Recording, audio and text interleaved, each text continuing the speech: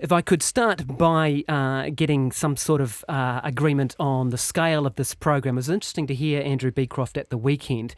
He said that the figure he's using is not the 300,000 children in poverty that some people talk about. He's looking at material hardship, 150,000 who are in that material deprivation position. Can we start by getting an agreement perhaps on whether that is the true measure of child poverty in New Zealand? Well, I think it's like all these things. It's there are a great many measures, and it's been one of the things that has clouded the debate a bit. I think about whether there should be one single measure for poverty. I mean, isn't it better to say there are? And I think he's effectively saying this. There are particular factors where a child in significant deprivation could, obviously does need help. And they could be a factor. So let's take rheumatic fever. Isn't it better for the government to say rheumatic fever is an issue potentially prevalent with high levels of deprivation, and therefore let's focus on that rather than worry too much about the individual measure of poverty?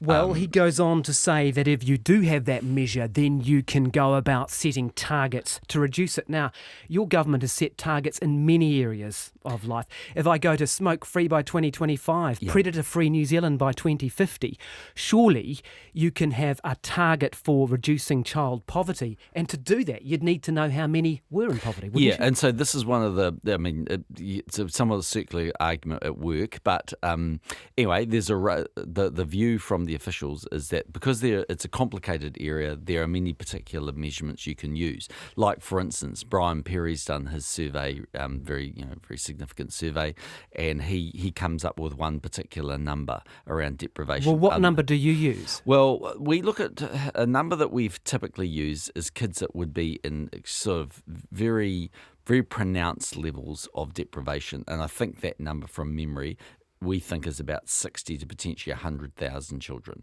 So it's something in that order of magnitude. It doesn't mean that the other kids who might be struggling in various forms don't deserve support and help. They do. And that's why we've delivered 7 million breakfasts since we've been doing the program with Fonterra and with Sanitarium. The real issue here, though, is there a group that are really at need? And do they have a very targeted focus? And the answer is yes, those kids definitely do.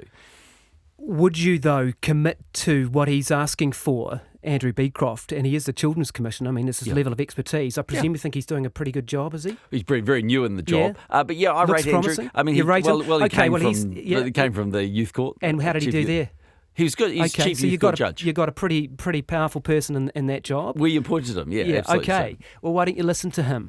Well, we're not rejecting him. What we're saying, I think if you take a step back and say, what's Andrew saying? He's saying whatever number you put on it. He's saying 150,000 kids in material deprivation, right? And he's saying, why can't we sign up to a target where we reduce that by 10%? Can you say this morning that you would commit to try and do that?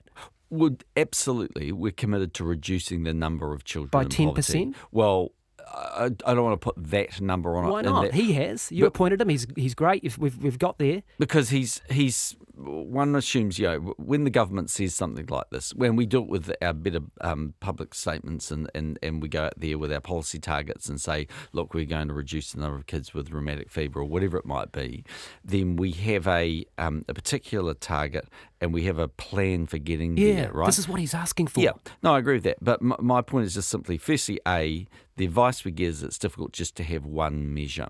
Secondly, well, he's given it to you there. Well, secondly, and it's quite technical. There are 17 criteria. I think you were mentioning them before. And if you have six of those, you're right. So you know all the stuff. You hit 6 of them on the list. Well, one would hope I do. Okay. So we have an agreement that there are 150,000 children on that measure. That's probably right. Yeah. So why can't you commit this morning to what he's hoping for and reduce the number by 10%? What the government's absolutely happy to commit to is doing the best that we can to reduce the number of children that are in poverty or are struggling. It's not just a matter of being in poverty. Yeah, I just don't understand why you can set a target for being predator-free.